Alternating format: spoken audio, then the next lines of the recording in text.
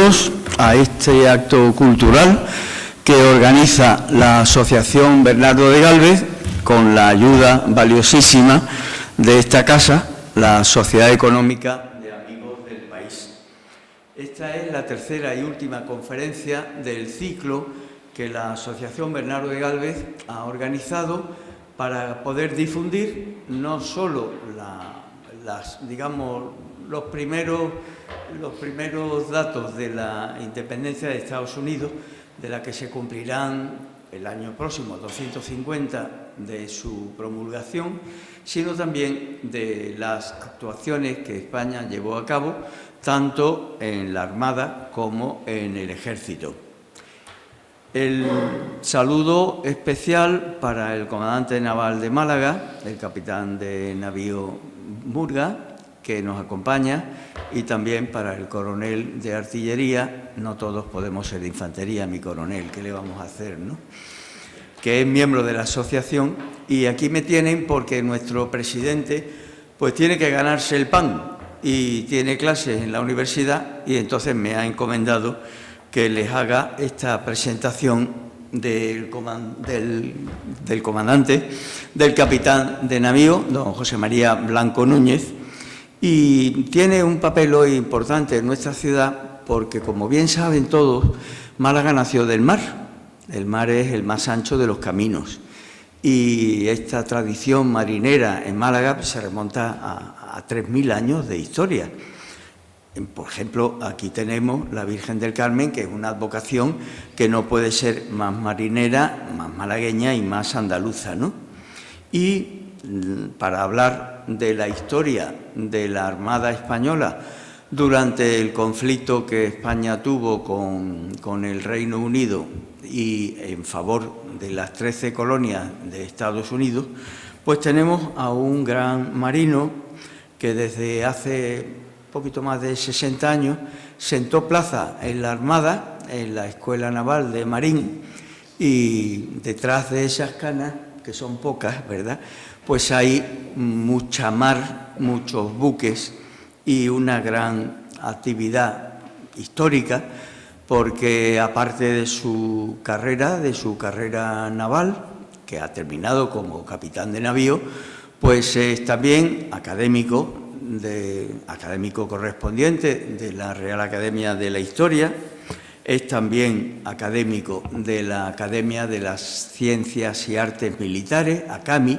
cuyo escudo habrán visto en la invitación que ha circulado la Asociación Bernardo de Gálvez. Y de su vida naval podemos señalar que ha mandado el dragamina Sil, la corbeta Diana, la fragata Cataluña y el buque de aprisionamiento, el Patiño. Y eso le ha permitido, lógicamente, pues recorrer prácticamente todos los 5 mares, ¿no, mi comandante? Y alguno más. Me he movido mucho por el mundo, pero sí, salí con destinos de tierra. Bien, bueno.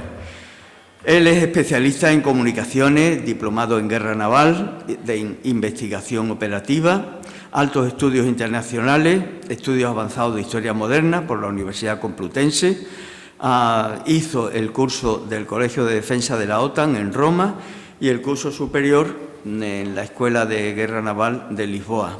Tiene el Premio Virgen del Carmen, que es la mayor distinción que concede la Armada, y también el Premio Marqués de Santa Cruz de Marcenado. Tiene, por supuesto, muchas condecoraciones españolas y también extranjeras. Ha publicado 5 libros sobre la historia de la Armada y, por supuesto, ha participado en un montón de obras sobre la historia militar de España, porque forma parte de la Comisión Española de Historia Militar. Y con esto yo creo que tienen una idea muy resumida de lo que es nuestro ilustre conferenciante de hoy. Ya saben que las presentaciones tienen que ser, lo decía un cura, las presentaciones tienen que ser como las homilías, y las homilías y las presentaciones pues como las minifaldas, ser muy cortitas y enseñar todo lo posible. De forma que mi comandante, solo ante el peligro, y a nuestro querido don Manuel de la Económica, pues cuando venga le diremos que apague un poquito las luces y con él les dejo para disfrutar de una lección magistral de historia de España, que en el fondo es lo más importante que hoy vamos aquí a celebrar. Mi comandante. Buenas noches. Es un placer para mí volver a Málaga una vez más y sobre todo este edificio, ¿no? Porque en el mes de septiembre del año pasado, ya no me acuerdo si fue este año o el pasado, estuvimos aquí de boda en Málaga y vine a ver este edificio que me encantó y que lo conocía por fuera pero nunca había entrado. Y esta es la tercera vez que hablo en una sociedad económica de amigos del país, porque he hablado en la de Las Palmas y en la de Madrid. Así que voy a batir un récord. Es importantísimo porque en el siglo XVIII fue el armazón que le dio sentido a la economía española, ¿no? Y, por ejemplo, nuestros sabios marinos, Jorge Juan y Ulloa, el título primero que ponían, antes de todo lo demás, de ser de la Academia de Ciencias de París, de Londres, ponían de la Sociedad Económica de Amigos del País de Vizcaya o de donde fuesen. Así que muchas gracias por haber venido. Es una pena que don Manuel se haya excedido en sus comentarios. Eso se hace después, porque ahora los tomates me los tirarán a mí solos. Pero empezamos porque es un poco larga esta conferencia de hoy, porque la guerra que vamos a comentar fue una guerra marítima como casi todas las del 18 y se movió ya, ahora se les llena la boca con lo de escala mundial y bueno, pues esta guerra se movió por todo el mundo, desde la India de la India hasta la India de los indios de América. Y mi objetivo es demostrar la importancia de la intervención de la Armada. España se volcó, así nos lo pagaron luego los yanquis de bien en el 98, ¿no? Porque España se volcó en plata, en municiones, en armamento y en poner toda su armada al servicio de una guerra que, como van a ver, tenía sus problemas porque no estábamos en las mismas condiciones que nuestro supuesto aliado, que era Francia, como ahora mismo les comentaré. No hablaré para nada de las campañas de Gálvez, porque estando aquí don Manuel Olmedo me empezaría a criticar de lo poco que sé, porque él lo sabe todo, así que si quieren sobre Pensacola y sobre Movila y todo esto, se lo preguntan a él, que lo sabe mejor que yo. En el siglo XVIII fundamos la Real Armada. Yo tengo un íntimo amigo general del Ejército de Tierra, Arma de Infantería, que se llama Ramos Oliver, que los dos coincidimos en una cosa: no hay ningún traspaso de nada de los Austrias a los Borbones en cuanto a tradiciones, uniformidad, banderas, nada. Todo lo que se hace con los Borbones es de nueva planta, es de nueva organización. Y no hay que se copia de Francia la mayoría de las cosas y tradiciones. Es que esto nosotros teníamos, todo era copiado de los franceses. Pero se hace una marina a partir de 1717 completamente nueva, porque los austrias no es que no funcionen, no solo no funcionó mal, sino que funcionó muy bien, porque mantuvieron 3 siglos de Atlántico en sus manos. Lo que pasa que todos tenemos tendencia a ser unos pelotilleros, y cuando llegan los Borbones, todos los historiadores del momento se ponen a criticar a los austrias para hacerle la rosca a los Borbones. Pero lo que sí es verdad es que no tiene nada que ver. O sea, con los austrias no había ni escalafones, ni escuelas militares. La formación era casera, era en casa de un príncipe, se formaban los pajes que luego iban a ser los oficiales. En fin, era otra manera. Y nosotros hacemos todo eso. La Armada, a partir de 1717, que se funda en Cádiz la Real Compañía de Guardias Marinas, se funda inmediatamente el Cuerpo General de Oficiales de Guerra de la Real Armada, que hoy llamamos Cuerpo General, y otro cuerpo que se llama el Cuerpo del Ministerio, que es el Cuerpo de Administración. Pero una curiosidad, el que funda eso, o el que está, más que el que lo funda, el que está en la realización de los decretos que fundan esas cosas, es don José Patiño, que viene de ser el intendente del Ejército de Cataluña, y que se destacó mucho en la guerra de Cataluña, que más bien es la guerra de Barcelona, porque es el sitio de Barcelona que es la última plaza que queda en poder de los austriacos, además de Palma de Mallorca, Patiño es llamado a Madrid, lo cual le sienta como un tiro, para que con otros sabios del momento dispongan y diseñen lo que va a ser la marina que se quiere fundar. Y estando en esa comisión en Madrid, lo mandan otra vez a Cataluña a fundar el primer astillero, que es el de Sant Feliu de Guíxols, que los 3 primeros navíos de guerra que va a tener Felipe V son construidos en Sant Feliu de Guíxols. Bueno, y Patiño le da un montón de privilegios a su cuerpo. Es decir, unos privilegios muy importantes, pues son los de mando. Es decir, el cuerpo del ministerio tenía jurisdicción propia, y el personal embarcado de lo que llamamos la maestranza en marina, los maestros veleros, carpinteros, herreros, dependían directamente del intendente, lo cual dio lugar a un siglo de luchas entre ambos cuerpos que se va a resolver precisamente cuando empiezo yo mi historia en 1775 más o menos. Ahí tienen la primera capitanía general del departamento de Cádiz, que era un piso alquilado en un edificio de Cádiz que, como ven, se llama Las Cuatro Torres y que sigue exactamente igual que como ven en esa fotografía. Y durante el siglo XVIII las guerras son esencialmente marítimas.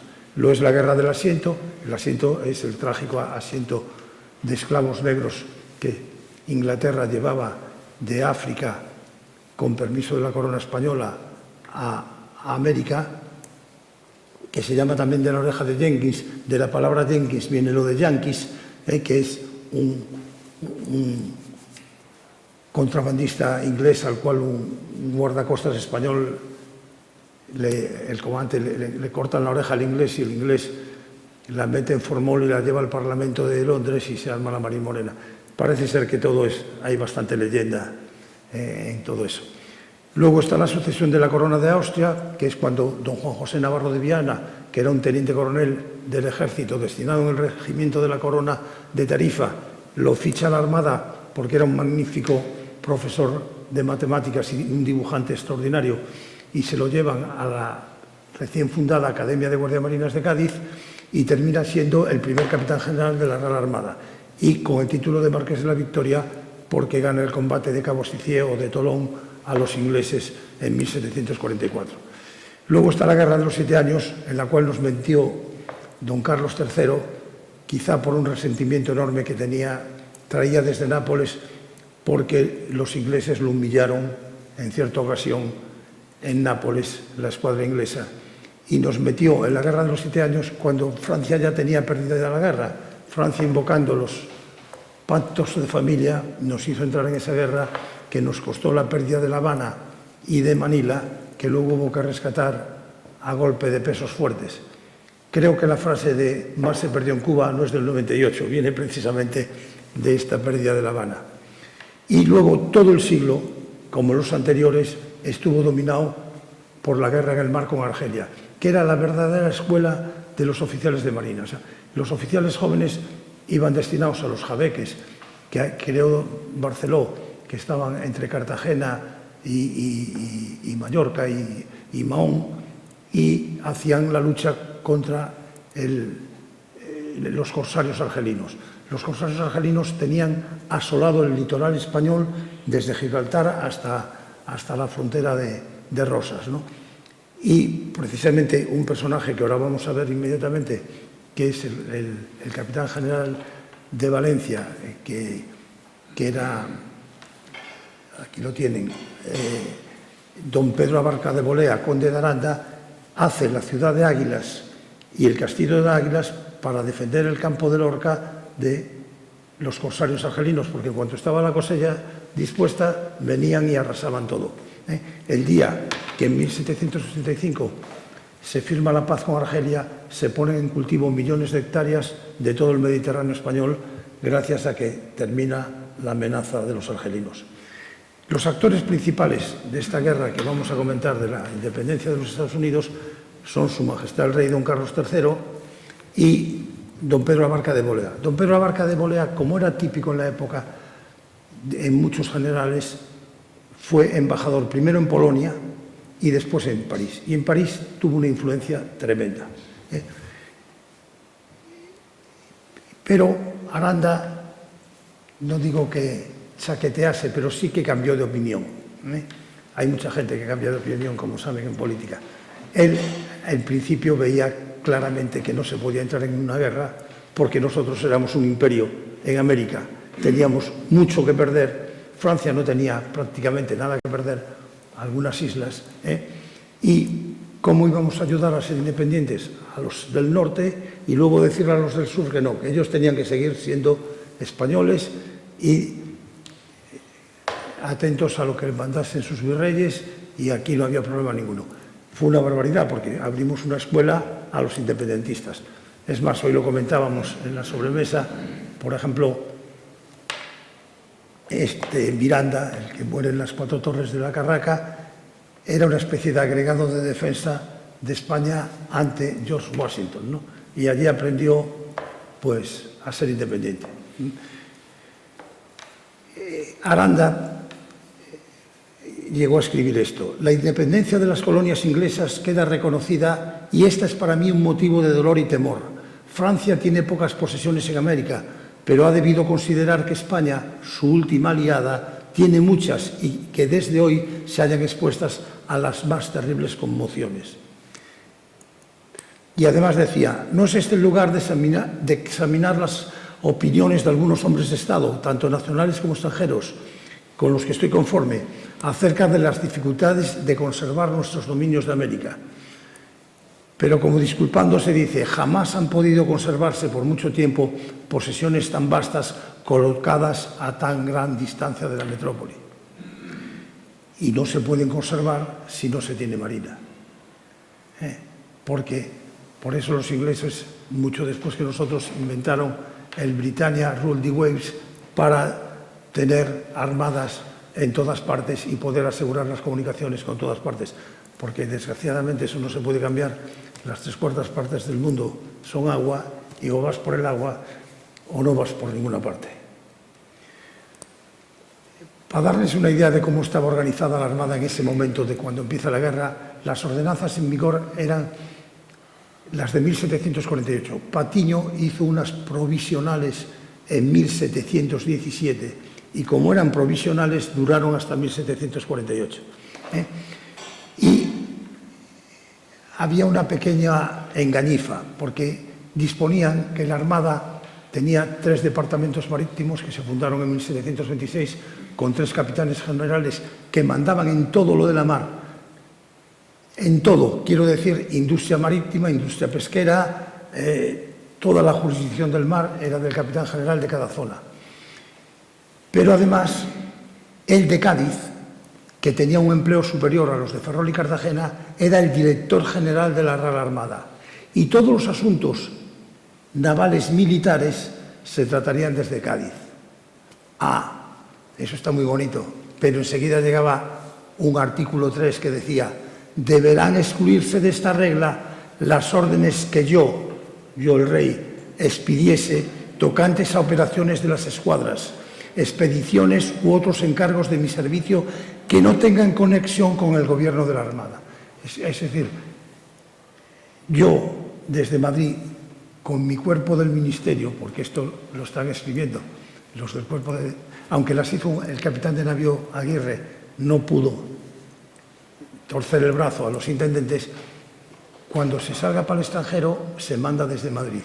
Y el capitán general, que es responsable de la formación de esos barcos, de su entrenamiento, de sus dotaciones, de su alimentación, no se entera de nada hasta que los barcos vuelven de la mar y les rinden el parte de campaña, lo cual orgánicamente era una barbaridad. El secretario de Marina de esos momentos era el primer guardia marina que llegó a ministro de Marina, al secretario de Estado de Marina e Indias, don Pedro González de Castejón. Y es una curiosidad porque hasta él todos habían sido intendentes. Fueron muy pocos. El siglo XVIII tiene la gran ventaja de que la Marina tiene en todo el siglo 9 ministros y se pueden recitar de memoria, que en el siglo XIX y XX hubo cientos de ministros. Es más, hay una lista muy curiosa en un libro que trata de esto que dice: ministros de Marina nombrados que no llegaron a tomar posesión de su cargo, porque cogían la diligencia en Cádiz, Ferrol o Cartagena, al llegar a Madrid ya había cesado el gobierno, ya era otro y se tenían que volver. Pero en cambio en el siglo XVIII fue de una estabilidad total y cada uno pudo hacer su política, y el mejor de todos fue el Marqués de la Ensenada. El Marqués de la Ensenada porque fue primero un gran estratega y le dijo al rey: usted tiene que tener una armada que, sumada a la francesa, sea igual que la inglesa, y un ejército de tierra que, sumado al inglés, sea igual que el francés, con lo cual su majestad podrá jugar siempre en el campo que más le convenga. Y para conseguir esto tiene que tener usted 100 batallones de infantería, 100 escuadrones de caballería y 70 navíos de línea. Y manda hacer 4 arsenales, que son Ferrol, Cádiz, Cartagena y La Habana. Y qué curioso, los arsenales, las dársenas interiores de Ferrol y Cartagena se hacen para 70 navíos de línea. Y qué curioso, cuando llega esta guerra estamos prácticamente con 70 navíos de línea. O sea que a pesar de las pérdidas de La Habana y Manila, donde perdimos bastantes barcos, se recuperó la industria y se llegó a alcanzar las cotas que había marcado el Marqués de la Ensenada, al cual, como saben, se lo cargó Inglaterra por medio de unas artimañas diplomáticas cuando la guerra con Portugal. Y, repito, don Pedro González de Castejón fue el primer guardia marina que llegó a ministro. Y él fue con O'Reilly, el autor de las ordenanzas de Carlos III del ejército, los que hicieron la expedición a Argel. Y en Argel hay un verso popular que decía: a las 8 Argel llegó, a las 9 desembarcó, a las 10 llevó de palos y a las 4 se volvió. ¿Por qué? Porque se menospreció la capacidad guerrera de los argelinos, que estaban perfectamente preparados para la defensa. Iba a ser una mortandad horrible y dio tiempo a reembarcar a la gente y a volverse. Pero no se empeñaron los navíos en eso que llamamos hoy con nuestros americanismos el naval gunfire, el fuego naval de apoyo. Y yo estoy convencido que eso fue porque, visto lo que perdieron los ingleses en La Habana, que a pesar de conquistar La Habana perdieron 4 o 5 navíos por enfrentarse a las baterías del Morro directamente, que el rey dijo: mira, tengo una escuadra nueva, no la arriesgues, porque unos señores que llegan, si no derrotados, un poco con el rabo entre las piernas, resulta que inmediatamente lo nombran ministro de Marina, ¿no? Así que tuvo que haber ahí algún tipo de componenda. El comandante general de la escuadra del Océano era don Luis de Córdoba, al cual nunca se le ha hecho justicia y se le va a hacer en este momento, porque ahora mismo una de las fragatas nuevas que se está construyendo en Ferrol se va a llamar. En cambio, Mazarredo, que cayó en desgracia por ser luego ministro del rey José, porque se odiaba a Godoy, fue una pelea a muerte entre Godoy y él, y es uno de los oficiales de Marina más capaces de todos los tiempos. Era un verdadero sabio y un hombre de una competencia, pero decían que tenía maneras muy bruscas, porque le decía al pan pan y al vino vino. Y a este se lo cargó Godoy y él le dijo a Godoy: si usted me exonera del mando de la escuadra, désela a don Antonio de Escaño, que es el que más preparado está para esto. No se la dio a Escaño, se la dio a don José de Córdoba, que era un científico que venía de levantar las cartas del Estrecho de Magallanes, y nos costó la terrible derrota de San Vicente. Bueno, pues estos dos personajes va a ser uno el jefe de la escuadra y otro lo que entonces se llamaba el mayor general, que era el jefe de Estado Mayor. Hubo uno, don Juan Tomaseo, del cual no he encontrado ninguna ilustración, que en la primera campaña del Canal, que ahora les voy a explicar, fue el mayor general. El mayor general era importantísimo porque entonces no había publicaciones oficiales como ahora, que llegas el ATP1, el 2, el 3, el 4, señales. Entonces el jefe de Estado Mayor hacía su código de señales, hacían las copias, se repartían a todos los barcos, hacía la orden de operaciones, había que copiarlas, mandarla a todos los barcos, y era una persona que si el jefe de Estado Mayor fallaba, el almirante estaba colgado. En tierra pasaba exactamente. Todo el mundo sabe que Napoleón perdió en Waterloo por culpa de su jefe de Estado Mayor, que no sabía escribir.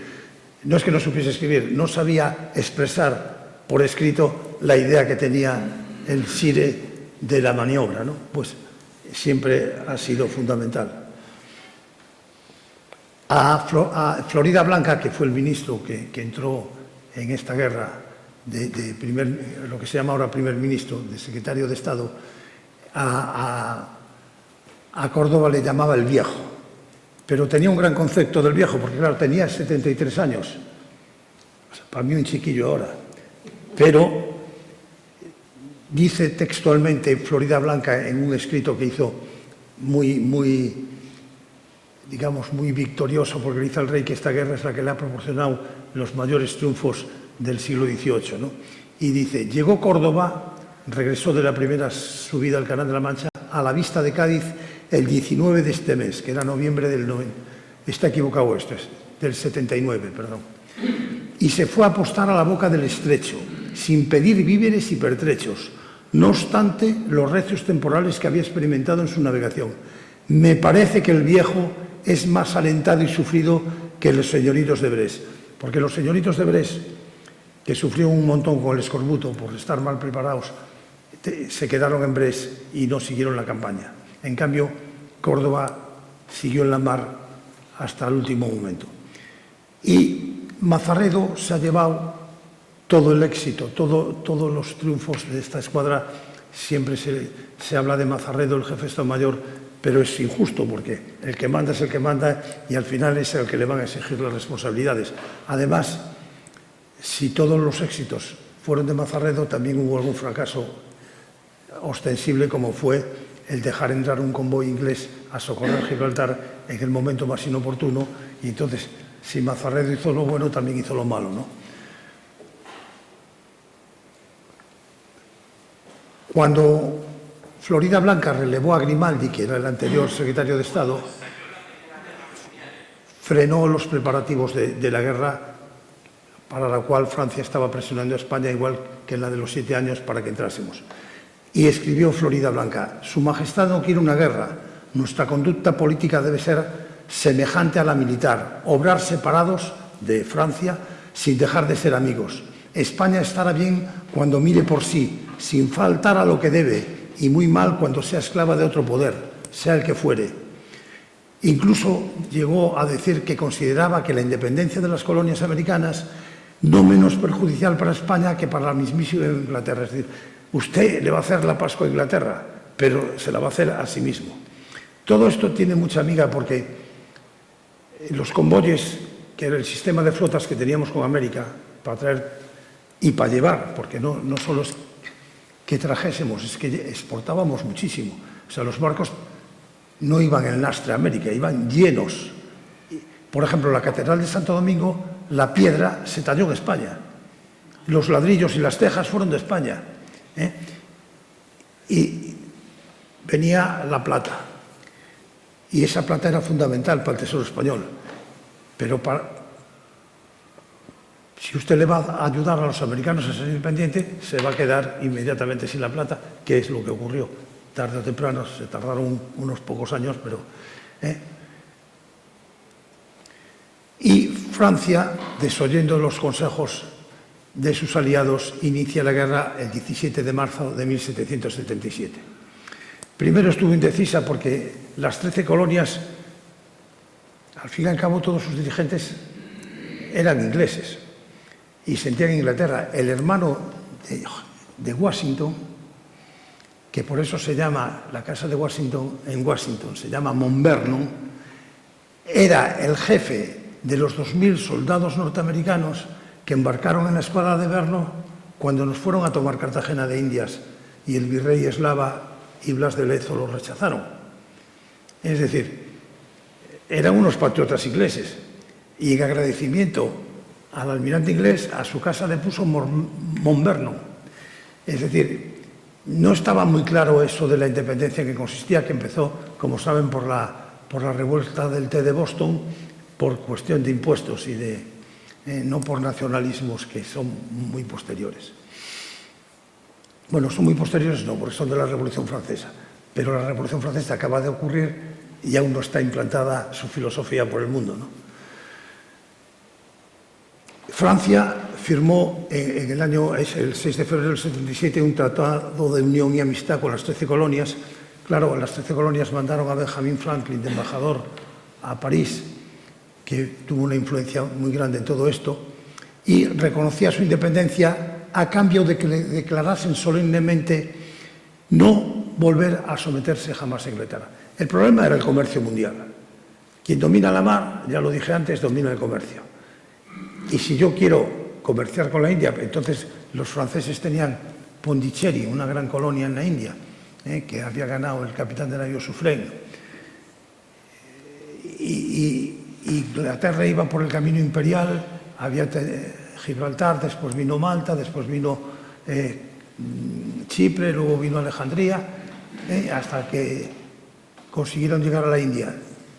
Y era una lucha por el comercio, y si no tenían marina y no tenían fuerzas suficientes, pues el comercio se iba. Inglaterra tenía siempre la ventaja de que da un paso y está en el mar. Y eso, pues, imprime carácter, como nos decían en la escuela naval. Y Inglaterra entró sola en la guerra, pero presionando todo el tiempo a España de que entrásemos con ella. Francia arma una escuadra. Francia siempre tuvo el problema, bueno, ya me estoy adelantando, luego lo diré, pero siempre tuvo el problema de Gibraltar. El estrecho para Francia es un gran problema, porque Francia tiene dos escuadras siempre, y hoy en día, la del Mediterráneo y la del Atlántico. Ya saben que una de las primeras normas de la estrategia es la concentración. Cuando llega la guerra hay que concentrar las fuerzas. Pero ahí está el estrecho. Si el estrecho está Inglaterra, pues no podemos pasar. Y siempre ha jugado porque cuando estuvo a punto de entregarnos Gibraltar, Francia pensó, no, si Gibraltar se queda en manos inglesas, los españoles siempre van a estar con nosotros. Fue consecuencia de esta guerra. La estrategia naval, que no existía, es decir, la estrategia se dice que sus principios son inmutables, que no cambian, que han existido de siempre. Pero la estrategia como teoría empieza en el siglo XIX con Clausewitz y en lo naval con Mahan. Pero lo que no cabe duda es que entonces se confundía el estudio de la estrategia con el estudio de la historia de las campañas militares y se sacaban conclusiones de lo que cada general hacía en cada campaña. Y estrategia, pues, aunque no se le diese ese nombre, ha existido siempre, ¿no? Y la estrategia de Inglaterra de siempre fue tener fuerzas suficientes. Luego lo plasmaron en una doctrina que se llamó el Two Power Standard, es decir, Inglaterra tiene que tener algo igual que lo que hizo Ensenada. Inglaterra tiene que tener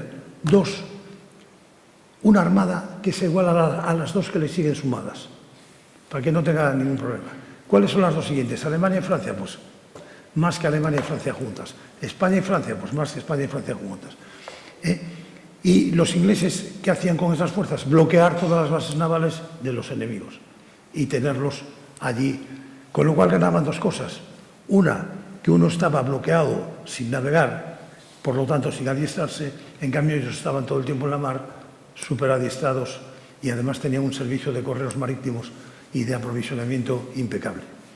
Bueno, salió una escuadra de Brest, es la primera campaña que hay en esta guerra, con marinería mal alimentada, con un cuerpo de oficiales en guerra civil también, porque la misma lucha que trasladamos aquí entre la Intendencia y el Cuerpo General existió en Francia, entre los rojos, que eran los que iban de casaca roja, que eran los de Intendencia, y los bleu, que eran los de sangre azul, que eran los de Cuerpo General. Y como un ministro favorece a unos sobre otros, estaba también en la moral bastante... El almirante que mandaba la escuadra francesa se llamaba d'Orvilliers y tenía a bordo con él a su hijo, el frente de navío, y del escorbuto se le va a morir su hijo en plena campaña cuando hace precisamente la primera subida al canal la Armada Española. España, antes de entrar en guerra, intentó una mediación con Inglaterra. Mandó un embajador al conde de Almodóvar a Londres para firmar un tratado que fue rechazado por Inglaterra porque ese tratado implicaba la independencia de las colonias americanas. Y Carlos III, sin esperar a que le contestasen los ingleses, e influido tremendamente por el conde de Aranda, decidió entrar en la guerra al lado de los franceses contra los odiados ingleses. Y los franceses, a este intento de mediación española, lo califican de traición. Y empieza la propuesta de planes de campaña. Hay dos planes de campaña. Unos los elabora el propio embajador en París, Aranda, y otros un general que se llamaba Broglie, que era jefe de un despacho que se llamaba El Secreto del Rey, du Secret du Roi, que coinciden plenamente hasta hemos llegado a pensar que los dos trabajaban en tándem, porque los planes son parecidísimos. Y los planes que sentaban la estrategia del momento tienen una parte perfectamente estratégica impecable, que es la concentración y lo que llamó Clausewitz el primer objetivo, la destrucción de la fuerza organizada del enemigo. Es decir, salir, buscar a la escuadra contraria, hundirla y ahí, muerto el perro, se termina la rabia y ya está. Porque cuando Medina Sidonia llega al canal, está saliendo la escuadra inglesa 1 a 1 de Plymouth y los capitanes españoles dicen, vaya usted, no, es que no están mis órdenes, lo mío es ir a reunirme en Flandes con Alejandro Farnesio, pero no sea burro, si tiene ahí a los hunde y luego ya hace usted lo que le da la gana. Y Medina Sidonia, que no sabía mucho de la mar, pues se empeñó en seguir hacia Flandes y la fastidió. Pues es un problema universal, que lo hemos visto hasta en la Segunda Guerra Mundial.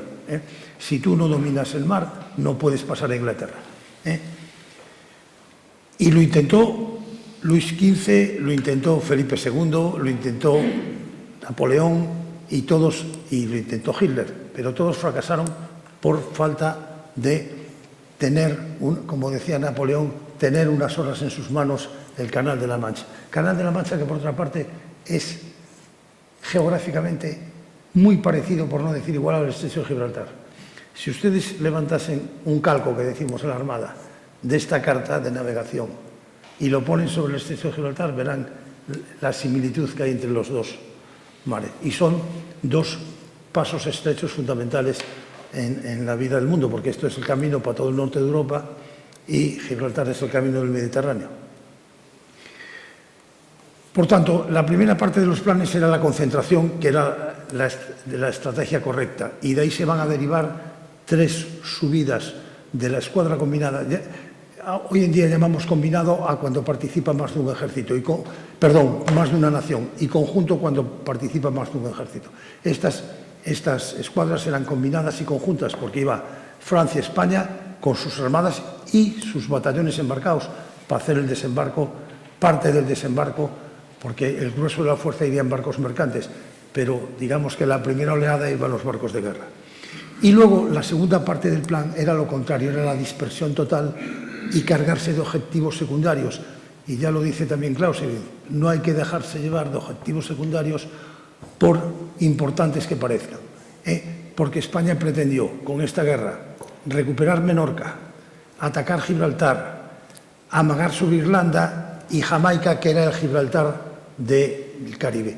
Jamaica, como saben, está al sur y muy cerca de Cuba, y era una espina que teníamos clavada en el corazón, porque desde que tomaron en 1640, por ahí, Jamaica, estábamos vendidos porque los ingleses podían cortar todas las comunicaciones de Cuba con todo el Caribe, ¿no? En Jamaica estuvo Vernon un año entero con su escuadra antes de ir a atacar Cartagena de Indias, por ejemplo. Bueno, esto es un pequeño detalle de cómo los planes pretendían bloquear, distraer fuerzas inglesas en todos esos teatros secundarios. Y les decía antes de la importancia para Francia del Estrecho de Gibraltar y de la plaza de Gibraltar.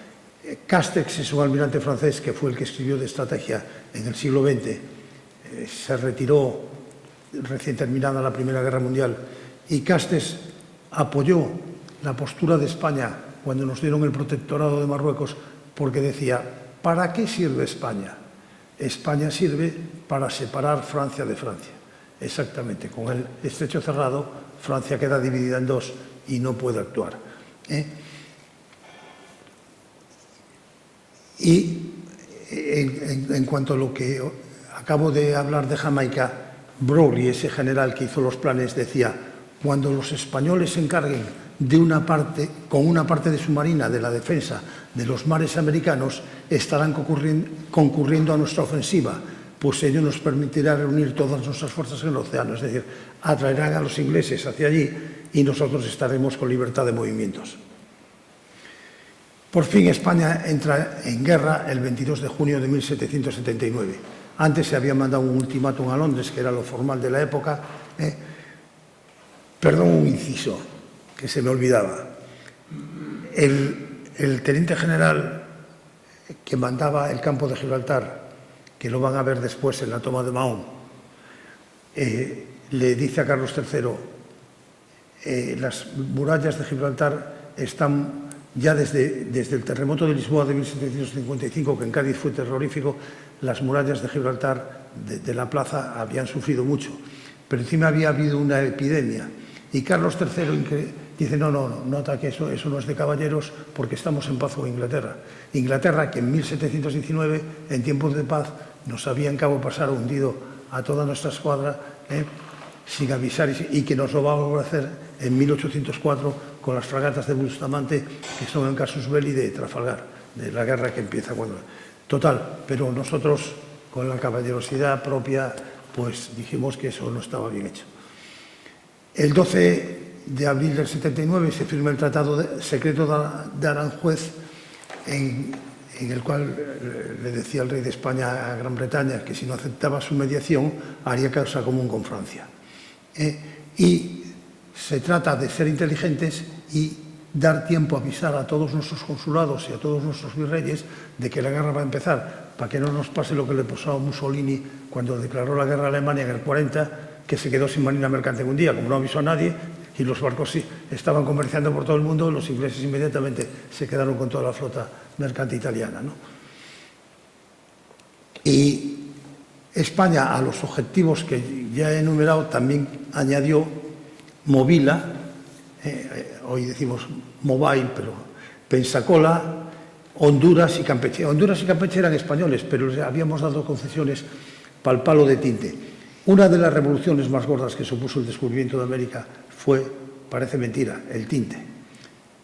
De ahí viene esa frase tan famosa de nadie más caballero ni pulido que nuestro rey Felipe, que Dios guarde, siempre de negro hasta los pies vestido, porque el tinte de negro, imitando la seda, lo que se llama el negro satinado, que vestía toda la corte española, era lo más caro que había.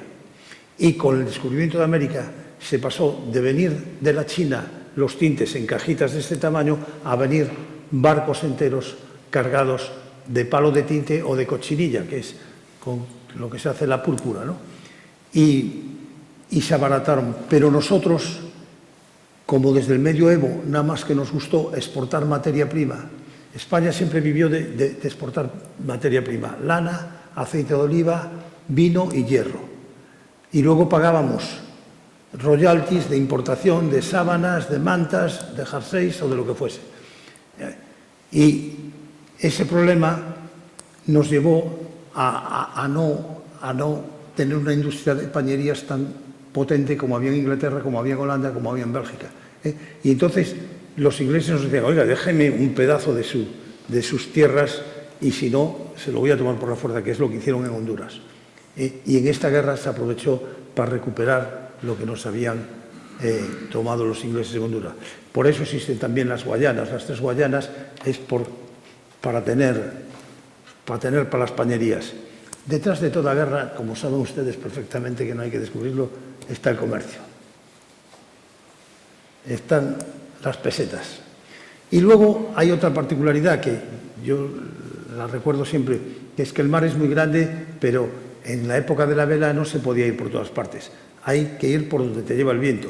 Y el circuito que había que hacer es ese que marco en rojo. O sea, había que salir de Cádiz o de donde fuese, ganar en latitud sur hasta llegar a las Canarias o a Cabo Verde y tirar con los alisios por América. Para volver había que subir, pasar el canal nuevo de Bahamas, que es toda la costa de Florida, coger los generales del oeste en popa, que te llevan a las Azores, y de Azores ya puedes ir a Ferrol, a Lisboa, o al Canal de la Mancha, o donde quieras. Pero la gente tiene un mar tan grande, bueno, pero los caminos estaban bastante marcados. Y en el Mediterráneo queríamos tomar Menorca, pero en Menorca los ingleses no echaron la misma carne en el asador que echaron en Gibraltar, porque ya habían tomado Malta y ya no era fundamental en lo que llamamos ahora el MEDOC, el Mediterráneo Occidental, la posesión de Menorca. Y la defensa de Menorca no fue tan numantina como la que hicieron en Gibraltar, que fue verdaderamente tremenda. En el verano de 1779, el secretario de Marina que les hablé, el marqués González de Castejón, hizo el primer plan de campaña para subir al Canal de la Mancha y destruir a la Home Fleet, a la escuadra inglesa del canal. Los ingleses en ese momento tenían en Estados Unidos una escuadra muy potente bloqueando todos los puestos norteamericanos y asfixiando comercialmente a los independentistas, no dejándoles ni que llegase el azúcar a Nueva Orleans, ni las pieles a Boston o el té o lo que fuese. Y entonces se hacen dos escuadras, una española y una francesa, que se van a concentrar en las Isargas, está al norte de La Coruña, y se tarda muchísimo tiempo en hacer esa concentración. Es curioso porque si leen historiadores franceses, todo el mal venía de los españoles, y si leen a los historiadores españoles, todo lo malo venía de los franceses.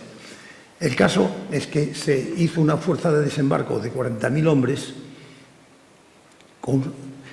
se ordenó requisar 400 buques mercantes para el transporte y enseñanzas del 1744 de la batalla de Tolón, donde los franceses nos dejaron en la estacada, se ordenó por primera vez, que luego se va a repetir más veces, el intercalar buque francés y buque español para que no chaqueteasen, porque en Tolón nos dejaron solos ante el peligro. Se iba a desembarcar en la isla de White. ¿Por qué? Porque está enfrente del arsenal de Portsmouth y además es una isla cargada de madera muy buena para reparar los barcos y para... Y después pensaron que en vez de ir a la isla de White había que ir a Portsmouth, pero el embajador de España, don Pedro Abarca, dijo: pero ¿por qué no van ustedes directamente a Londres, que es mucho más fácil y mucho más rápido? Y ya teníamos el precedente castellano, porque no sé si se acuerdan que en 1370 más o menos es la batalla de la Rochela, donde los españoles matamos 5.000 ingleses en 2 horas. Y es la primera vez que se estrena la artillería naval embarcada, que la estrena España en la Rochela. Y para explotar el éxito mandamos a nuestros barcos al Támesis y quemamos todos los arrabales de Londres, porque los que empezamos fuimos nosotros, que luego se olvida, no fueron los ingleses. Sigo con el plan. Había que bloquear, no sitiar, había que bloquear por mar Gibraltar, reconquistar la Florida. Se activó el corso. El corso, mucha gente confunde piratería y corso y no hay que confundirlo. El corso es el que trabaja para su rey. Y el pirata, como dice Espronceda, es para sí, es para él mismo. O sea, es mi barco, mi tesoro, es mi Dios, mi voluntad. Pero el corsario no, el corsario tiene una patente de corso, hay unas ordenanzas de corso y tiene una parte, va, digamos, a la parte con el rey. Yo pesco esto, te doy un tanto por cien y yo me quedo con el otro tanto por cien. Bueno, por fin había que situar en las Azores, que, como digo, es punto fundamental porque es de donde te trae el viento de América, una escuadra que mandó el sabio don Antonio de Ulloa y otras de don Juan de Lángora para proteger la recalada de las flotas que venían de América. Y por último, bloquear Lisboa y Oporto, que más o menos eran 2 puertos ingleses, por hablar rápido, porque saben que Lisboa, desde Aljubarrota, la tradicional alianza de Portugal con Inglaterra. En Cádiz, porque todo el esfuerzo naval de esta guerra se llevó desde Cádiz en cuanto a aprovisionamiento, logística me refiero, ¿no? Se formaron todas las escuadras, tanto las que van a subir al canal como las, yo le llamo la dispersión, la que va a ir a Mahón, la que va a ir con el marqués del Socorro a América. En fin, todo se hace desde Cádiz, aunque Cartagena y Ferrol mandaron a Cádiz también a concentrar parte de sus escuadras. Entonces las 3 escuadras eran independientes, cada capitán general tenía su escuadra. Si la escuadra que salía de su departamento era de entidad, la mandaba el propio capitán general. Si no, tenía un pool de oficiales subordinados, oficiales generales subordinados, y decía: tú te vas mandando esa escuadra a tal sitio. Y entonces queda formada la escuadra más grande que se había visto hasta el momento, porque eran 150 velas distribuidas en un montón de escuadras, la de la Touche-Tebril, la de Guichen, la de Orvilliers, la de don Miguel Gastón y la de Córdoba. Todas iban combinados y como dije, interpolados ingleses y franceses, menos la de don Luis de Córdoba. Ahí, como siempre me anticipo, ya conté lo del alférez de navío pobre que se muere en brazos de su padre, que es el almirante, y el almirante escribió en su diario: el Señor me ha robado todo lo bueno que yo tenía en este mundo. El escorbuto era la enfermedad naval por excelencia, y lo fue hasta muy entrado el siglo XIX. Se sabía cómo se curaba, no se sabía que era la vitaminosis de la vitamina C, que con una naranja se cura inmediatamente, pero si no lo curas, se te caen y te empiezan todos los dientes, empiezan a sangrar las encías y terminas muriéndote. Precisamente Ulloa hizo un librito que dice: libro para mis hijos oficiales de Marina, para contarle a sus 3 hijos marinos sus experiencias. Y dice: a mí contra el escorbuto me va muy bien tomar una copita de aguardiente en ayunas y baldear las cubiertas con vinagre.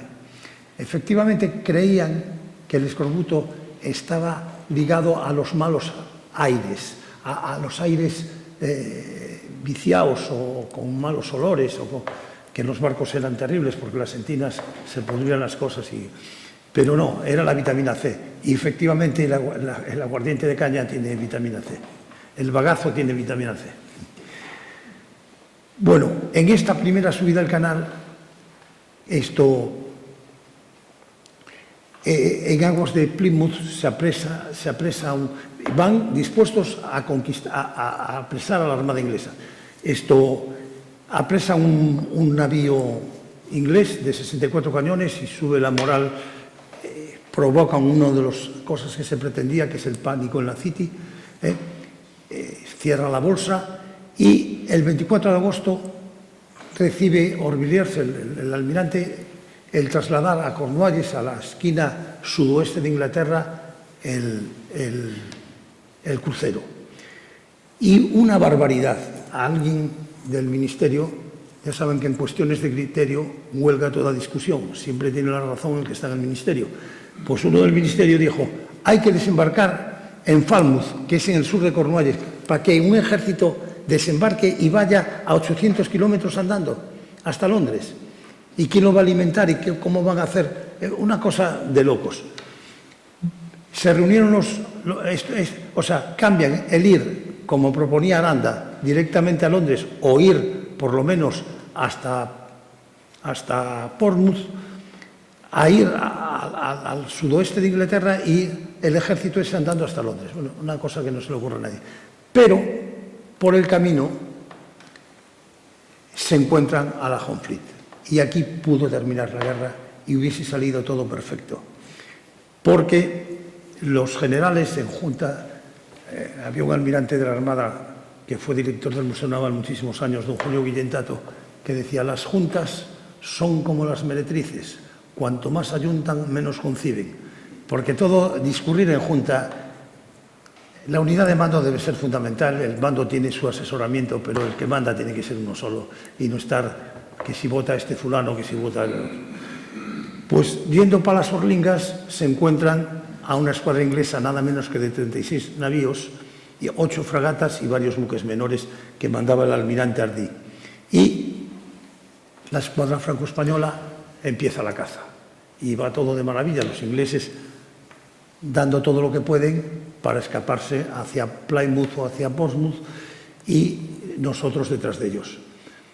Pero de repente, cuando están en plena maniobra de hostigamiento de la escuadra inglesa, desde uno de los barcos hizo una señal: convoy a la vista.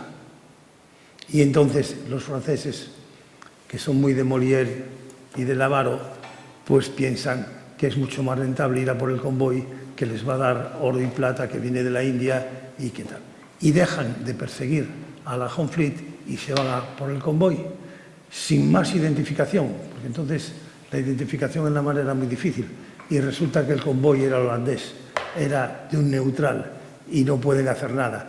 Los ingleses, que son muy marineros, aprovecharon para meterse en puerto y nos quedamos con un palmo en las narices. Fue la gran oportunidad de esta guerra y hubiese salido el plan de maravilla. La escuadra, España deja 20 navíos en Brest, que luego se volvieron a España, y el único éxito de verdad de esta campaña primera del canal fue el conseguir que Inglaterra tenga que atraer fuerzas de los Estados Unidos y traérselas a Europa, con lo cual fue un respiro para las 13 colonias terrible, porque pudieron volver a comerciar y a aprovisionarse. El bloqueo de Gibraltar se hizo con todo lo que teníamos y se nombró al duque de Crillon, que era un francés al servicio de Carlos III, que llegó a teniente general del ejército español en el primer momento, en 1717, en 1700, Luis XIV se encarga de mandar a muchos oficiales franceses a España porque simplemente, como dije, aquí no teníamos ese sistema y no teníamos oficiales suficientes. Y el duque de Crillon hizo carrera en España y fue el que, como ahora verán, el que conquista Menorca. Esto ya lo conté, así que sigo para adelante. Cuando termina esa campaña del Canal, hay el temporal que leí cuando Grimaldi le echa los piropos a Córdoba y dice: se ha quedado en la mar con el temporal. Lo previsto es que cuando bajase Córdoba del Canal se reuniría con la escuadra de Lángara. Lángara mandaba 10 navíos. Don Juan de Lángara era un brillante oficial, había hecho unas observaciones espectaculares en un viaje a Filipinas, era un científico, pero tácticamente aquí falló, como van a ver, estrepitosamente. Debido a ese temporal en el estrecho, Lángara tuvo que entrar corriendo el temporal en popa y adentrarse en el Mediterráneo. Entonces no hizo el rendezvous que tenía previsto con Córdoba y cuando vuelve a entrar en el Atlántico buscando a la escuadra de Córdoba se encuentra con una escuadra inglesa muy superior. Pero no es disculpa, el estar en minoría no es disculpa para hacer las cosas mal, porque no llevaba, teniendo fragatas a su disposición, no llevaba exploración. Él, muy valiente, iba en cabeza y es su propio buque insignia el que descubre a los ingleses. Él iba en el Fénix, que es el buque que había mandado el abuelo de su mujer, el que ya nombré, el Marqués de la Victoria, porque don Juan de Lángara, hay que hablar también de las interioridades de la Armada, era un recomendado de mucho cuidado, porque su padre era el capitán general de Cádiz, pero estaba casada con la chica más importante de la Armada, que era la nieta del Marqués de la Victoria y la hija del Marqués del Real Transporte. Es decir, cuando el Marqués de la Victoria se le designa para mandar la escuadra que va a Nápoles a traer a Carlos III en pleno verano, es decir, con sol y moscas y sin ningún problema desde Nápoles a Barcelona, nombra comandante de su buque insignia a su yerno, que es Valdés, al cual por la hazaña de llevar al rey a Barcelona le dan el título de Marqués del Real Transporte. Ese matrimonio de Valdés tiene una hija que se llamaba, un nombre inolvidable, doña Lutgarda, que se casa con Lángara. Por tanto, a Lángara le venía la recomendación por parte de padre y por parte de mujer. Y lo hizo muy mal, tan mal lo hizo que el pueblo de Cádiz cantó una chirigota que decía: yo salí con 10 navíos a proteger el convoy, los perdí, contento estoy, pues los buques no eran míos. Mas yo con mis desvaríos andando en el mar ligero, castigué al inglés severo, pues no hizo más el pobrete que llevarse 6 o 7 y hacerme a mí prisionero. Por perder 7 navíos, a uno hicieron general. Al que pierda 25, pregunto yo, ¿qué le harán? Y fue su padre el que firmó su ascenso a general. Porque entonces brigadier no era empleo de generales, era un intermedio entre jefe y general. No llevaban los galones de oro, los llevaban de plata. En fin, lo hizo rematadamente mal, valientemente, porque él se quedó en primera línea con el navío insignia y los más viejos que tenía, y a los más veleros y a los nuevos los mandó para Cádiz, que se escaparon, pero con los 7 que él se quedó los perdió. Por eso decía el pueblo de Cádiz que llevarse 6 o 7. Pero siguió carrera y llegó a ministro de Marina. Eso fue uno de los males de la época borbónica, que no sabían castigar ni premiar. Los austrias fueron mucho más duros. Al que perdió la flota de Honduras le cortaron la cabeza en Sevilla delante a Benavides y decían: esta es la justicia que quiere el rey, me pierde la flota, le corto la cabeza. Pero los Borbones a unos les perdonaban todos y a otros no. Era distinto. Bueno, y ahora viene la hazaña de don José Solano y Boto, que en ese momento de dispersión, de empezar a querer tomar todo, lo mandan con socorro de tropas para las plazas americanas del Caribe. Y hace una maniobra espectacular desde el punto de vista táctico. Burla a toda la vigilancia inglesa en el Atlántico. Él sale con el convoy de Cádiz, con el mismo que sale para Mahón. Para tomar Mahón sale él juntos y al llegar, cuando están fuera de la vista de tierra, porque espías los había en todas partes e informadores los teníamos nosotros en Londres y los ingleses en todas partes y los franceses. Por lo tanto, había que hacer las cosas muy encubiertas. Ellos salen a la mar juntos y se disgregan. Uno se va para Mahón y los otros se van para América. Él ve que unas fragatas inglesas le están siguiendo, pero hace el rumbo que le marca la orden de operaciones a Canarias, que decían, vaya usted a Tenerife por si hay órdenes nuevas que entregarle. Y él sigue hacia Tenerife. Y la escuadra inglesa le va a la zaga. Por el camino destaca a dos barcos, los más veloces que tenía, a la Martinica, que era a donde tenía él que llegar. Pero cambia el punto de unión en Martinica, lo cambia de sitio. Y lo manda por duplicado, por si le apresan uno de los barcos que otro llegue. Lo hace perfectamente bien. Entonces, por la noche, cuando los ingleses no lo pueden ver, cambia de rumbo y se larga a Martinica y los otros siguen tontamente en pos de Canarias y cuando llegan a Canarias no hay españoles. Pero cuando llega a Martinica le pasa lo mismo, que hay una vigilancia inglesa que los está viendo y entonces se la juega, pone rumbo hacia el primitivo punto de rendezvous, ve que le van siguiendo los ingleses, por la noche vuelve a cambiar hacia tierra, hacia la parte oriental de la Martinica y burla por completo a los ingleses. Pero se la jugó porque entonces era muy difícil la recalada. Le llamamos recalar a los marinos a identificar la tierra a donde quieres llegar. No es tocar esa tierra, sino tú puedes recalar, por ejemplo, a 15 millas de Finisterre porque ya sabes que aquel es el cabo de Finisterre, has visto la luz, has visto la luz del faro, lo que sea, ¿no? Y él, en aquellos tiempos, a vela, recalar con una escuadra grande de noche y proa a tierra tenía que tener agallas y lo hizo perfectamente bien y llegó con todas sus fuerzas. Por lo tanto, el rey le dio 2 títulos. Entonces, para hacer de marqués tenían que dar un título subordinado y él lo hace en vizconde del Feliz Ardiz, porque fue el Ardiz que utilizó para burlar a los ingleses, y marqués del Socorro. Y llega a La Habana, bueno, primero deja tropas en Puerto Rico, luego llevaba unas que iban a utilizarse en Jamaica, que no se utilizaron cuando los franceses pierden contra los ingleses y nada, y luego son las tropas que van a socorrer a Gálvez para la conquista de Pensacola. Pero eso ya digo que esa parte no me toca a mí. Y luego viene el famoso apresamiento del convoy inglés, que yo tengo que despachar en un minuto, pero que acaba de salir un libro así de gordo que se llama Caza al convoy, que no me ha dado tiempo a leerlo, pero tiene muy buena pinta. Porque apresamos, gracias a los cálculos de Mazarredo, al jefe de Estado Mayor, me estaba viendo la cara, ¿no?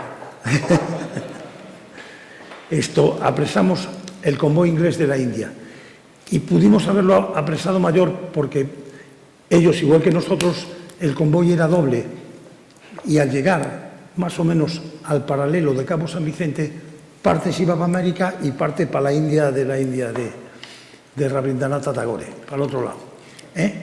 Y Mazarredo les ordenan, ven ese meridiano rojo que he pintado, el que está más hacia el este, patrullar entre esos 2 meridianos porque se prevé que una escuadra inglesa va a pasar por ahí. Mazarredo por la noche ve un fogonazo y con su cronómetro calcula la diferencia entre lo que ve y lo que oye. El sonido, ya sabéis que la luz llega mucho antes que el sonido, y calcula la distancia de esos barcos. Y hace unos cálculos extraños y dice, esto no puede ser, esto es un convoy, son las señales del convoy, esto no es de la escuadra inglesa.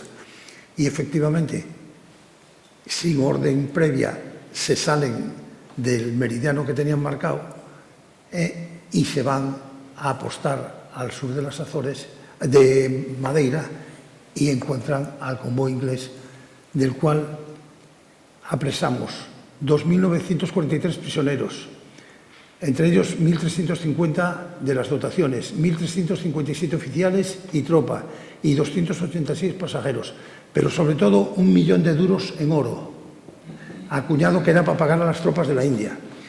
Uniformes que se usaron al cabo del tiempo en la Guerra de la Independencia. Estaban en almacenes de Cádiz y cuando vino la Guerra de la Independencia se vistieron batallones con uniformes ingleses. Y 1,6 millones de esterlinas, de ellas 1 millón en oro acuñado, que ya lo he dicho. Esto, de los barcos que apresamos, 3 eran fragatas de guerra y inmediatamente armamos a 3 que les dimos los nombres de Colón, Santa Balbina y Santa Paula. Por supuesto, los ingleses, al capitán de navío que mandaba la escolta del convoy, que estaba en una inferioridad de 20 a 1, lo procesaron y lo echaron de la carrera. En eso los british son inflexibles. Después, en los años siguientes, va a haber 2 subidas más de la combinada franco-española al canal y no tienen consecuencias prácticas más que lo que ya he dicho de desbloquear la costa americana de los ingleses. Se vuelve a lucir el jefe de Estado Mayor porque el almirante inglés de noche da una orden de cambiar de rumbo. Mazarredo, que llevaba la derrota, dice: esto nos lleva a encallar a todos, no obedece la orden, sigue rumbo.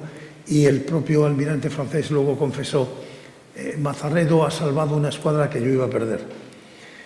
Y nos lucimos los españoles porque somos los primeros marinos de Europa que utilizamos el barómetro embarcado. Es decir, los franceses decían: ¿por qué estos empiezan a cargar las velas si aparentemente hace un tiempo? Pero claro, estaba el barómetro bajando y sabía que se iba a levantar mar y viento, ¿no? Y lo contrario, cuando empezaba a hacer bueno, pues empezábamos a cargar velas todavía con ventarrón. Y fue un punto que nos anotamos allí. Y en el siglo XVIII había un factor fundamental. El factor táctico más importante era la velocidad. Y se entiende fácilmente: si tú eres más veloz y vas en superioridad, puedes cazar al enemigo, y si eres inferior, te puedes escapar. ¿Qué inventaron los ingleses? Que fue una revolución técnica impresionante y que muy poco tiempo después le copiamos: el forrado en cobre. Los barcos, la madera enseguida se empezaba a llenar de caracolillo y de algas y de todo, y un casco sucio el barco anda menos. Con el forrado en cobre se evitaba esa pérdida de velocidad. Y los ingleses llegaron a escaparse de nosotros con rizos tomados, es decir, con las velas con rizos. Cuando hace mucho viento, las velas hay que acortarlas, y eso se llama tomar rizos, porque hay una especie de tomadores que atan la vela y dejan la tercera parte del paño que va normalmente desplegado. Bueno, pues con rizos tomados se escaparon de nosotros, y Mazarredo lo escribe y dice: esta amargura, porque si yo tuviera la velocidad de ellos. Y ese es el error de los historiadores, porque leéis en los libros de historia: España tenía 37 navíos, Inglaterra 38, pero oiga, ¿qué navíos? ¿Y en qué condiciones? ¿Y en qué construcción? ¿Iban forrados de cobre o no iban forrados de cobre? ¿Tenían lona de la mejor calidad o la tenían de mala calidad? Nosotros hicimos una fábrica de lonas maravillosa en Espinosa de los Monteros, provincia de Burgos, pero a su dueño, que se llamaba el señor Isla, le dio por hacerlas baratas, la política peor que hay, porque todos los capitanes dijeron: si son tan baratas es que son peores que las holandesas, vamos a comprar las holandesas. Y eran magníficas las españolas, pero la política comercial influye en todo. Bueno, al mismo tiempo el convoy que va a Mahón tiene todo éxito. Vuelvo a repetir, fue lo que se llama guerra a la flamenca o guerra galana, es decir, hubo un intercambio de señales entre el general francés, que mandaba las tropas españolas, y el general inglés. Si te mandaban un ramo de flores quería decir que no sé qué, si te mandaban un dulce era otra cosa. No es ni parecido a la defensa de Gibraltar, que fue a sangre y fuego, y que Gibraltar no perdió o no lo tomamos pues por verdadera mala suerte. En la toma de Mahón del fuerte de San Carlos, que se ven ahí, se destacan mucho dos personajes, que son el entonces exteniente de la caballería francesa, Liniers, que se pasa cuando la revolución a la Marina Española porque no quiere servir a los revolucionarios, y va a ser el defensor y el conquistador de Buenos Aires contra los ingleses, y uno de los últimos virreyes de Buenos Aires fusilado por los independentistas, y el marqués de la Romana, que como su padre, siendo capitán de fragata, se pasó a tierra, porque le esperaba una carrera mucho más brillante. El marqués de la Romana, el que se muere en la Guerra de la Independencia, era teniente de navío, pero cuando se tomaba una plaza había una costumbre que había que mandar a un oficial a dar la noticia al rey, y se sabía que ese oficial inmediatamente que llegase a Madrid y el rey le concediese audiencia y le diese la buena noticia, era ascendido un grado. Entonces no había capitanes de corbetas, se ascendía de teniente de navío a capitán de fragata. Pero no escogían a uno cualquiera, escogían al marqués de la Romana, que era una familia noble de mar, procedente de Novel de Alicante, pero muy establecida en Mallorca, y lo mandan a él, asciende a capitán de fragata, e inmediatamente, en el siglo XVIII, era facilísimo pasarse de cuerpo. Tú le escribías al rey una instancia y te hacías de caballería, de infantería, de lo que fuese. Por ejemplo, Tofinio, el padre de la hidrografía, era capitán de infantería y era gaditano y se vino a la Marina. Era muy fácil, no había ningún problema. Y el gran sitio de Gibraltar, donde echamos toda la carne en el asador y donde mandamos al marino más marino de la época, que entró en la armada de teniente de navío, pero que era corsario de Mallorca, porque su padre era el que tenía la concesión de los correos de Palma a Barcelona, y en tiempo de guerra enseguida convertía sus buques en buques corsarios. Y ahí tienen a don Antonio Barceló, y verán que en la mejilla izquierda tiene... Venga ahí, eso es una bala mora que le entró por aquí y le llevó toda la dentadura y salió por el otro lado. Y don Antonio Barceló es el inventor de un tipo de barco que les llamamos jabeque, que es copia de los jabeques moros, porque en tiempo de verano en el Mediterráneo hay la mala suerte que no hay viento. Ustedes aquí en Málaga tienen un microclima un poco diferente, pero si no hay viento no se anda. Y entonces él recuperó los remos, serán buques mixtos de vela y remos para poder defenderse de los argelinos o atacarlos, llegado el caso. Barceló era un tío estupendo, inventó unas lanchas cañoneras que era una lancha con un solo cañón, pero si tú despliegas en la bahía de Algeciras 100 cañones que de noche no se ven y que cada uno te dispara desde un lado y que están moviéndose de un lado para otro, para la artillería, digamos, de contrabatería inglesa que tiene que tirar contra la mar, era imposible hacer blanco. Pero somos unos desgraciados. Alguien nos ha echado el gafe y aparece un ingeniero francés que se llamaba el Caballero d'Arson, que nos traía un modelo de unas baterías flotantes, que era un proyecto magnífico, pero que se hicieron en la Carraca y en Algeciras sin las especificaciones que marcaba el proyecto. Eran unos barcos, tú que me entiendes, perfectamente imbuidos en la idea de la seguridad interior, en el contraincendios, en unas mangueras. Era como una casa flotante con su tejado, pero por el tejado corrían chorros de agua para que si venía una bala incendiaria se apagase. Bueno, se hicieron a prisa y corriendo y malamente, y fue un desastre. Y si hubiésemos utilizado las cañoneras de Barceló, hubiese sido mucho más rentable. Y además fue una matanza de españoles terrible la noche del ataque final a Gibraltar. Y todo termina porque nos vamos nos dejamos colar un convoy inglés, lo cual creaba un malestar, digamos, un resquemor entre el ejército de tierra y la marina, porque sois unos inútiles que se os han colado los ingleses. Es mucho más fácil cuando te van persiguiendo entrar que conseguir tú, porque tú no puedes entrar a Gibraltar, y ellos sí. Y los ingleses entraban aprovechando un viento favorable, y Córdoba, en vez de estar en la mar y estarlos esperando en alta mar, fondeó y se le colaron todos. Pero bueno, mala suerte. Y nada más, yo creo que ya les ha aburrido bastante porque son las 8:20. Si quieren hacerme alguna pregunta, estoy a su disposición.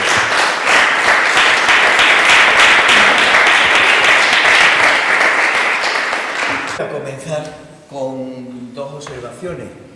La ciencia y la técnica en España tuvieron un momento álgido, que fue en el siglo XVIII, y los mayores científicos fueron marinos, y también los artilleros. Y artilleros. También los artilleros. Y eso es una reflexión. La otra es, a ver, ¿es a mí? Perfecto. La otra es la vida en la mar. Hay un refrán que dice que el que no sepa rezar, que vaya a la mar. Que vaya por esos mares. Ahí está. Y eso refleja la importancia de todos los que tienen relación con la mar. Los marinos de la Armada, los pescadores, por supuesto, y luego también los que se dedican al comercio o incluso al deporte. Y para terminar esta introducción, no sé si ustedes saben cuántas cuerdas hay en un buque del siglo XVIII, por ejemplo. O de ahora. O de ahora. Pues hay dos, la cuerda de la campana y la cuerda del reloj, porque todas las demás son cabos. Y eso mi comandante pues sabe mucho, porque dicen que en un navío de 74 cañones había casi 1000 cabos. Claro. Yo llegué a París a hacer una especialidad que se llama investigación operativa, y había un profesor, por cierto, de origen español, se llamaba Igarza, y yo estaba aterrado con aquello de la informática, que yo no. Llegué allí y empezaron a hablar con unas cosas que no. Y yo le dije, menuda jerga que se han inventado ustedes los informáticos. Y me miró y me dijo, ¿y lo dice usted que es marino? Y es la pura verdad. Pero las cosas, toda profesión tiene su argot, su vocabulario especial. En Marina unas parecen ridículas, pero no lo son tanto. Cada cabo tiene que tener un nombre, porque de que toques uno a que toques otro, pues te puedes cargar el barco. En el Elcano, que es lo único que nos queda, que puede parecerse a lo que dio tiempo, todas las noches se canta maniobra. Y cantar maniobra es que la guardia de cubierta, los marineros se ponen delante de los cabilleros, que es donde se atan los cabos, y empiezan briol de dentro, briol de fuera, apaga penol, briol de velacho abajo, y si lo tienen que saber de memoria, porque si tú le dices arría el briol y te arría otra cosa, pues igual te cargas el palo. Por lo tanto, todo. Y luego dije, pero eso de estribor y babor, ¿qué más da derecha? Y dije, pues no, señor, da mucho. Porque estribor es siempre el mismo costado del barco. Siempre es una parte del barco.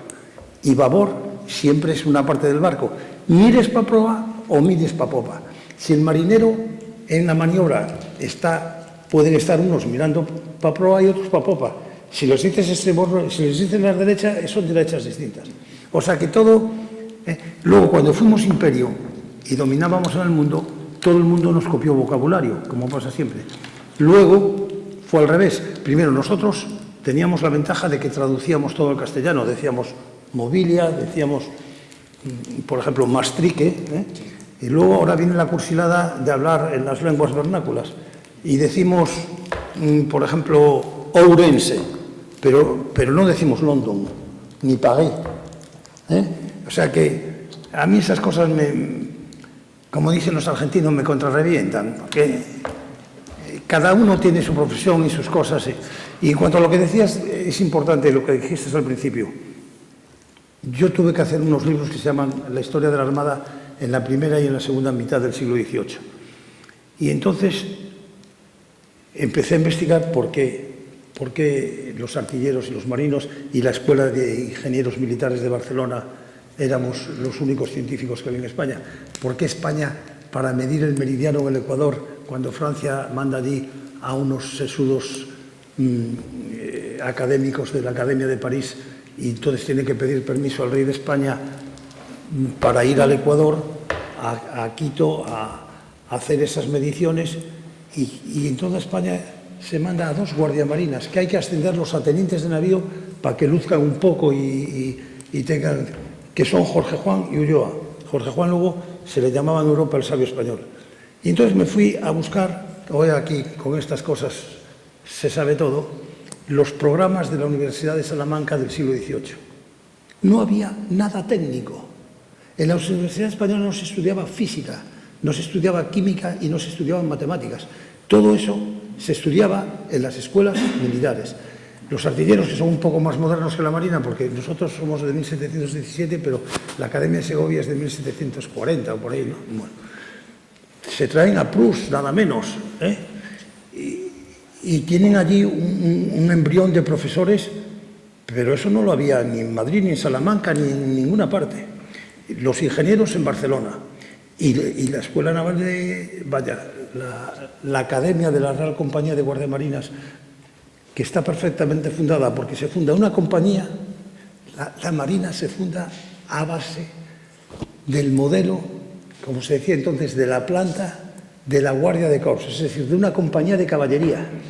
Y el coronel de la Compañía de Caballería de Madrid, en los meses que estaba de cuartel en Madrid, se iba a Cádiz a mandar la compañía de guardiamanía en la parte militar. Pero luego tenía acoplada una academia con su director y su cuadro de profesores. Es decir, una cosa muy parecida a lo que nos está pasando en este momento en las academias militares, que tenemos la parte militar y la universidad incrustada allí, ¿no? Pues eso en Cádiz ya se hacía.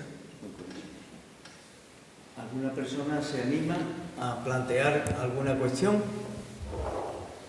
Pues parece que no, pero yo estoy oyendo que están tocando Fagina, que es la hora de que con el comandante pues vayamos a refrigerarlo un poco. De modo que si no hay inconveniente, queda un pequeño detalle, y es que nos ponemos de pie porque me cabe el honor de imponerle el emblema de la Asociación Bernardo de Galvez, yo solo. Me quito esta. Pero, no hace falta, porque yo, si le quito los chismitos estos, te los puedo clavar en el quinto espacio intercostal. Sí. O sea, que hacemos así para la foto de don Manuel, ¿verdad? No, pero ponla, claro. Pero mirando a don Manuel, eso es. La puedes clavar, que no está mi mujer, ¿eh? Es que luego se va a acordar de mí. Bueno, vamos a clavarla. Es que estas cosas suelen venir despuntadas, que es lo que pasaba antes cuando le ponían a uno una vacuna. ¿Vale? Ahí. Perfecto, muy bien. Creo que quedaría mejor directamente, ¿verdad?, en el plexo solar, y con si esto los, ya son no se cae. los infantes de marina americanos se la clavan en el plexo. Ahí está. Misión cumplida. Muchas gracias. Y muchas gracias.